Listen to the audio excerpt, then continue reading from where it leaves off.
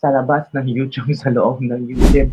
Ako si Kabibig, maglebak-lebak na ta. So ito Kabibig ha, serious tayo.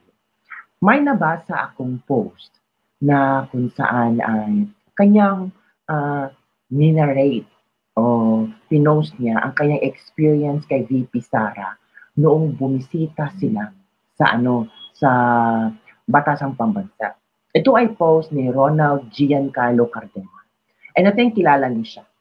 Ito ang nangyari Kabibig. First time kong makitang umiiyak si Ma'am. Grabe ang sakit. Kanina, nung kami lang sa maliit at masikip na 3x3 na kwarto sa ospital, kami lang nina Vice President Sara Duterte, Senator Bato de la Rosa, Duterte Youth Party List Congresswoman Cardema, Music Laika Lopez, ako, at isang nag-alaga kay Music Lopez. I think sa veterans to. Biglang naiyak na ng todo-todo si VP Sara. Magla-live pa naman sana ako sa Facebook, pinatay ko muna cellphone ko. Di ko kinapture yung nangyari out of respect. At dahil awang-awa ako sa ninang namin, pinapasahan na lang siya ng tissue at water ni Senator Bato na tinabihan siya at sabi, Inday, lakasan mo lang loob mo. Milyon-milyong Pilipino ang kumukuha rin ng lakas ng loob sa'yo. Di ka naman namin iiwan lahat. Ikaw, Lex, di kita iiwan. Dito lang kami sa tabi mo. Grabe ka, Bibi. As in, ang sakit. Parang randam ko na naghahanap si VP Sara ng yung pwedeng makausap, yung pwedeng mahinga ng advice, yung pwedeng makinig sa kanya, na yung may trust, yung hindi siya bibiguin, yung hindi siya tatraydorin. Ito sabi ni Bato ha, si Senator Bato, nako, butuhan yung talaga si Senator Bato.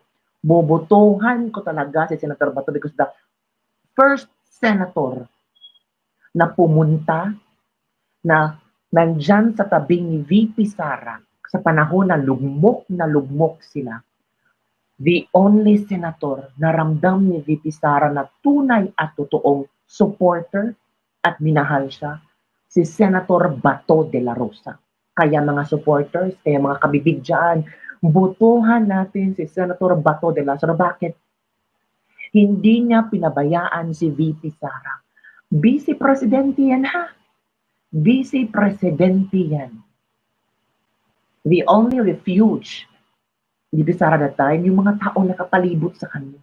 At isa na doon ay si Senator Bato de la Rosa. At huwag niyong kalimutan yung Duterte Youth Party List Congresswoman Cardema. At si Ronald Giancarlo Cardema. Grabe. Ito Inday, lakasan mo lang loob mo. Nakakaiyak, basahin ka bibig. Milyong-milyong Pilipino ang kumukuha rin ng lakas ng loob sa'yo. Totoo yan. Kasi pag walang Sara Duterte ngayon, hindi natin pwedeng makita ang liwanag sa sobrang dilim ng gobyerno ngayon.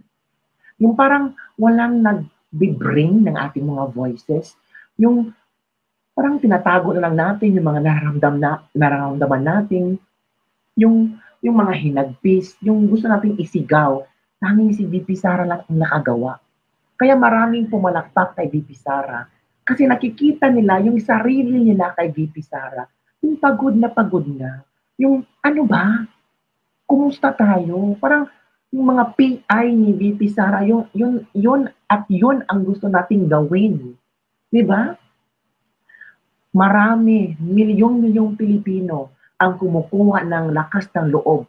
Ngayon, di ka namin iwan lahat. Ikaw, Lex, referring to Attorney Lopez, di kita iiwan. Dito lang kami sa tabi niyo. Tapos gumagawa pa ng issue si Ramon Tulfo, si Montulfo na si VP Sara at saka si Yusek Lopez ay magkasintahan. Dahil daw si VP Sara nag-react masyado, talagang guilty na guilty, talagang hawak kamay, yakapan. Kasi daw magkasintahan sila. Ay, grabe. Tingnan nyo. Kung si Senator Bato de la Rosa hindi iiwan si Atty. Lopez at si BP Sara, magkasintahan din sila. Pero nabakakitid ang mga utak ng mga tao ngayon. Lahat ng mga movements, lahat ng galawan ni BP Sara, may interpretasyon na sobrang bastos talaga, kabibi. Ito pa ang story, ha. Tahimik kami lahat sa maliit na kwarto na mga 10 to 15 minutes. Teary-eyed kami sa pag-iyak ni ma'am. Na-realize ko ang pinakamamahal ng milyong-milyong Pilipino, ang pinaka-most voted Philippine leader sa buong kasaysayan ng Pilipinas, ginaganito ng mga PI, ng mga PI, di ba? Papadalhan nyo pa ng mga tropa ng gobyerno sa labas ng kwarto nila. Para saan? Di naman sila kriminal. Ito pa. Kahit yung dinidetain ninyo si Yusek Laika Lopez, di rin kriminal. Di nga rin akusado. Walang kaso. Itong komunistang convicted na kongresista si Franz Castro ang nag-cite ng in contempt. May kaso. Pero hindi kinulong. Grabe.